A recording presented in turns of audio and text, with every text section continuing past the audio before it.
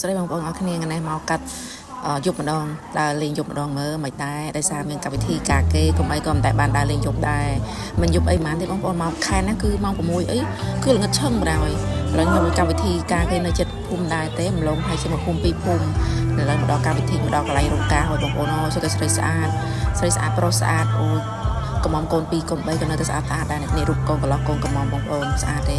ស្អាតហ្មងនេះរៀបខាងនេះវិញក៏ស្អាតមុខរោងគេក៏ស្អាតមុខរោងស្អាតមែនតើខ្ញុំឃើញមុខរោងខ្ញុំខ្វះកថតរូបភាសាចូលចិត្តថតអូឥឡូវនេះយើងចាប់ផ្ដើមដើរមកខ្នងបងប្អូននិយាយថាដើរមកខ្នងឆ្អៀតគ្នាវារោងកន្លែងវាផ្លូវគ្នាឃើញទេភ្ញៀវគឺច្រើនមែនតើហើយមើលទៅរោងទៅដល់ឲ្យបងប្អូនឲ្យលំល្វើយហើយមនុស្សឡើងពេញញាក់ញក់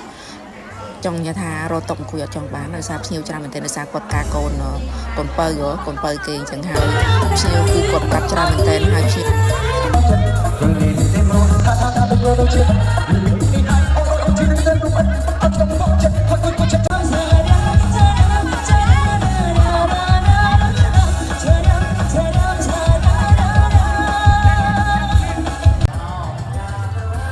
បន្ទាប់ពីយើងហូបរួចរាល់អស់ហើយយើងក៏ធ្វើដំណើរមកផ្ទះវិញធម្មតាអរគុណច្រើនវីដេអូហូបការគេតែប៉ុណ្្នឹងដែរជួបគ្នានៅវីដេអូក្រោយជួបគ្នានៅវីដេអូ50បន្តទៀតបាយបាយ